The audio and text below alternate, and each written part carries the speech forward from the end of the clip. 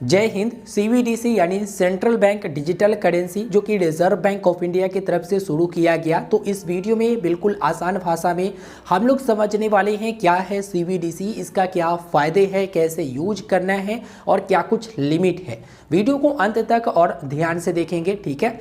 CBDC यानी central bank digital currency जो कि दो कैटेगरी में लाई गई। सबसे पहले होलसेल वालों के लिए और दूसरी बार रिटेल के लिए।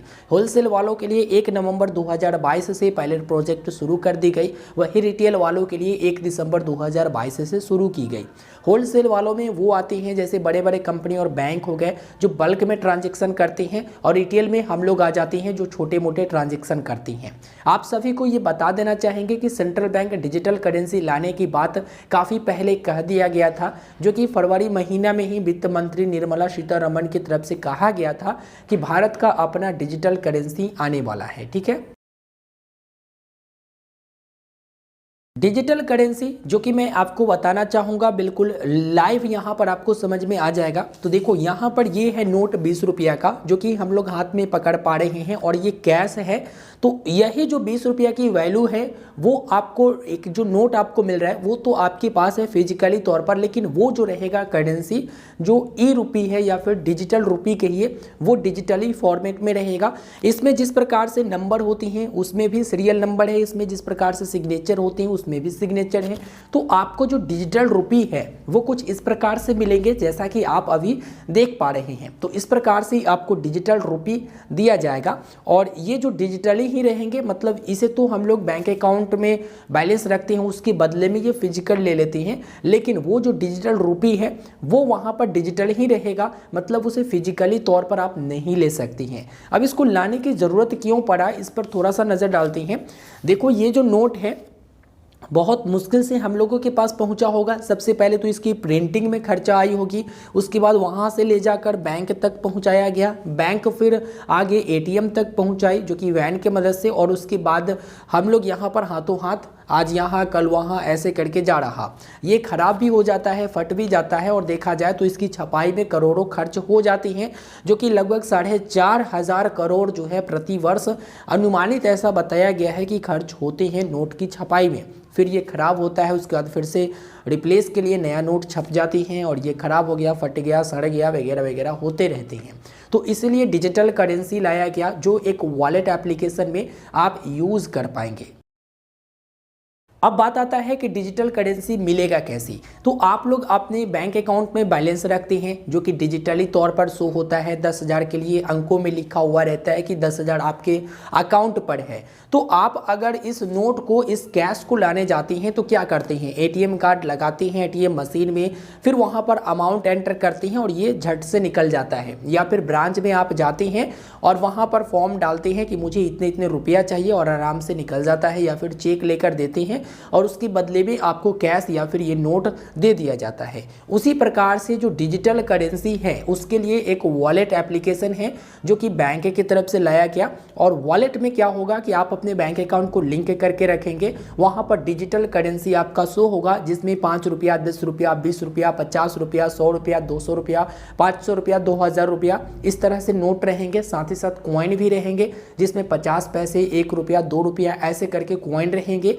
तो आप जो है उस एप्लीकेशन में जो डिजिटल करेंसी ई रुपी है यानी डिजिटल रुपया है उसे लेने जाओगे तो आपको पेमेंट करना पड़ेगा। मतलब अगर आपको 100 रुपया का वो डिजिटल रुपी चाहिए तो 100 रुपया आपको बैंक से पेमेंट करना पड़ेगा, तब जाकर आपको वो मिलेगा। पेमेंट कैसे करोगे, तो आप जो है यूपीआई में कोई बैंक अकाउंट को जोड़ रखे हैं उससे कर दीजिए, नहीं तो जिस बैंक का आप वॉलेट इस्तेमाल करते हैं और उसी बैंक के अकाउंट को जोड़ रखे हैं, वेरीफाई कर रखे हैं, तो वहाँ पर आप जो है उसे जोड़कर आसानी से पेमेंट कर दीजिए। यानी 500 रुपया का नोट अगर आपको लेना है डिजिटली वाला तो आपको 500 रुपया अपने बैंक अकाउंट से कटवाना पड़ेगा। फिर उस एप्लीकेशन पर डिजिटली तौर पर 500 रुपया वाला डिजिटल रुपया आपको दिखाई देगा। डिजिटल ई रुपया आपने खरीद लिया, अपने बैंक अकाउंट से पैसा कट करवा के, उसके बाद जितना ज़रूरी था उतना आपने डिजिटल रुपया बाई कर लिया। अब इसका आप इस्तेमाल कैसे करेंगे, इस्तेमाल करने के लिए आपको वही एप्लीकेशन की ज़रूरत पड़ेगा जिस एप्लीकेशन में आपने ई रुपया खरीदा है। अब वहाँ पर आपको जिस तरह से आप यूपीआई एप्लीकेशन इस्तेमाल करते हैं, फ़ोन पे, गूगल पे, पेटीएम, उसी प्रकार से आपको उस एप्लीकेशन पर ऑप्शन दिए जाएंगे जिसमें आप पर्सन टू पर्सन ट्रांसफ़र कर सकते हैं, किसी फ्रेंड को, फैमिली मेम्बर को, पर्सन टू पर्सन जिस प्रकार से यूपीआई करते हैं आप ट्रांसफ़र कर सकते हैं। साथ ही साथ किसी मर्चेंट को भी पेमेंट कर सकते हैं जिसके लिए क्यूआर कोड को स्कैन करके पे कर सकते हैं।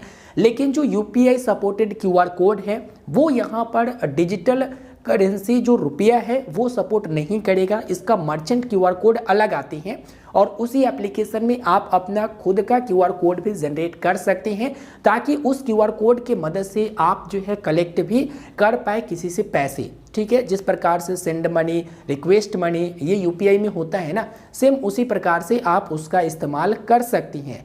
और हाँ, आप अगर 500 रुपया का नोट खरीद लिए हैं और आप चाहते हैं कि ये 500 रुपया का नोट मुझे नहीं चाहिए, वापस से मेरे बैंक अकाउंट में पैसे चाहिए, तो आप रिडीम भी लगा सकती हैं, जो कि एप्लीकेशन की मदद से ही आप वहां पर रिडीम लगाएंगे और जिस बैंक अकाउंट को आप लिंक करके रखती हैं उसमें आपका अमाउंट क्रेडिट कर दिया जाता है, जिसके लिए कोई भी आपसे चार्ज नहीं किया जाता।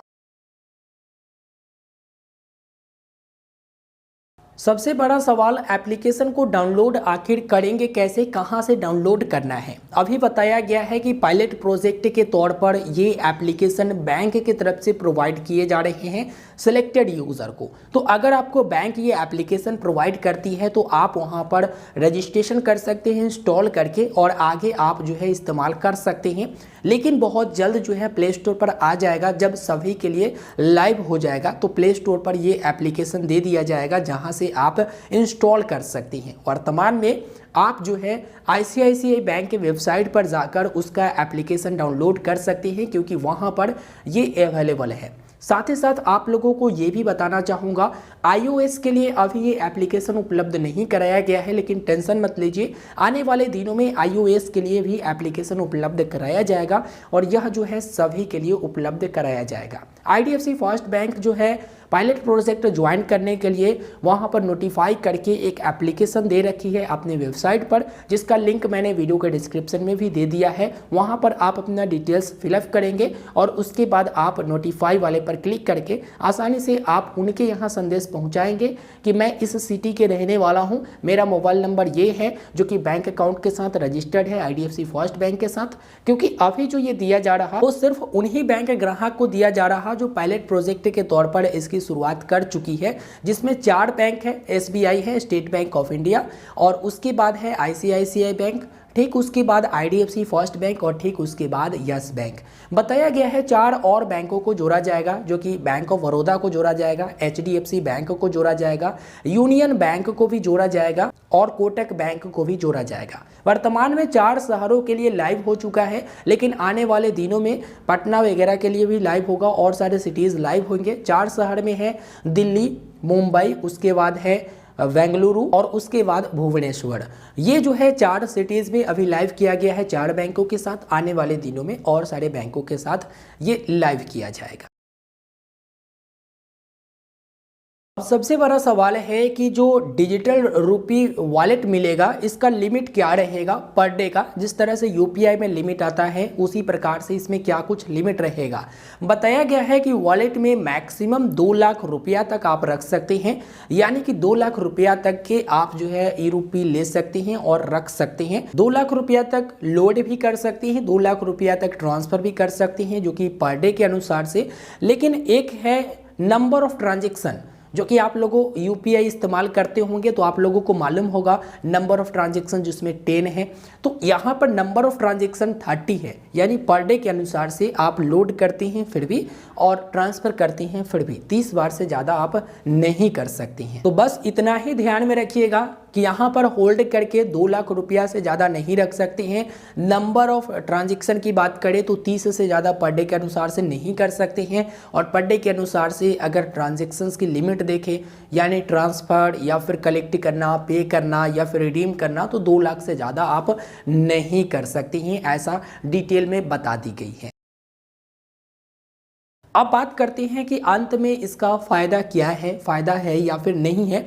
तो फ़ायदे के बारे में बात करें तो यहाँ पर आप लोगों को यही बताना चाहूँगा कि बैंक को ज़्यादा फ़ायदा है, जो सरकार है उनको ज़्यादा फ़ायदा है, क्योंकि बैंक को भी कामकाज में ज़्यादा करने की ज़रूरत नहीं पड़ेगा। ठीक है, डिजिटली तौर पर लोग अपने ही सिमट लेंगे, अपने ही यूज़ कर लेंगे। ठीक है, तो बैंक के जो भी कर्मचारी रहेंगे, जो भी होते हैं, उनको अलग कामों में लगाया जा सकता है, जैसे म्यूचुअल फंड, इंश्योरेंस वगैरह में। ठीक है, उतना ज़रूरी भी नहीं पड़ेगा, क्योंकि ये सच है कि आप लोग ज़्यादा दिन 6 महीने, बहुत सारे लोग ऐसे भी होते हैं 6 महीने साल भर से ब्रांच नहीं जाते हैं, लेकिन मैं अपने बात करूँ तो 2 साल से मैं ब्रांच विजिट नहीं करता हूँ। हाँ, एक आध दो बैंक का ब्रांच जाना वो तो अलग बात हो गया, लेकिन सभी बैंक जिसमें भी आप खाता खोल रखे हैं, कितना बार विजिट किए हैं, कितना साल हो गए, कितना महीने हो गए, वीडियो के नीचे कमेंट करके हमें ज़रूर बताइएगा। तो और एक फ़ायदा है कि जो नोट छपाई में पैसे लग रहा था, अब वो पैसे नहीं लगेंगे, क्योंकि ये डिजिटली तौर पर हो जाएगा। साथ ही साथ यहाँ पर काला धन पर भी नज़र रखा जाएगा। भाई ये डिजिटली है, पहले तो पैसा दाब कर भी कोई रख देते थे जो कैश था, लेकिन अब तो सरकार का डायरेक्ट इस पर नज़र रहेगा। क्या ये नोटबंदी कराएगा? तो देखो, आंशिक रूप से इसे नोटबंदी ही समझो, लेकिन पूरी तरह से नहीं कहा जा सकता, क्योंकि अभी भी बहुत सारे ऐसे लोग हैं जो कीपैड फ़ोन इस्तेमाल कर रहे हैं और वो जो है नोट पर ही डिपेंड है, कैश पर ही डिपेंड है।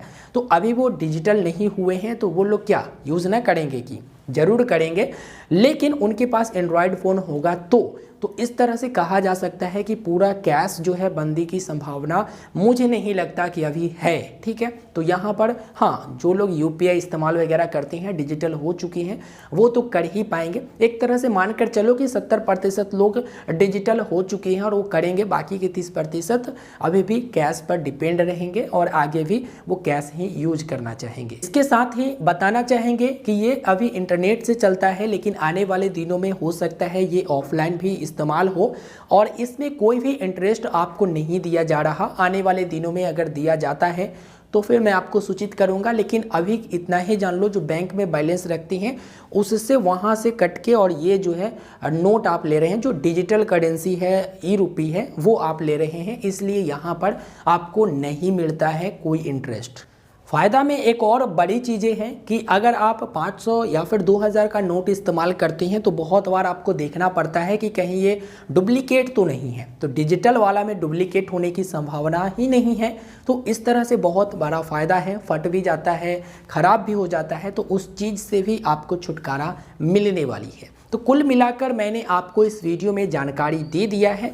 वीडियो के डिस्क्रिप्शन को जरूर खंगाल लीजिएगा, वीडियो को लाइक कर दीजिएगा, अपने दोस्तों तक भी इस वीडियो को शेयर कर दीजिएगा और चैनल पर नए होंगे या फिर अभी तक आपने सब्सक्राइब नहीं किया है तो ज़रूर सब्सक्राइब करिएगा।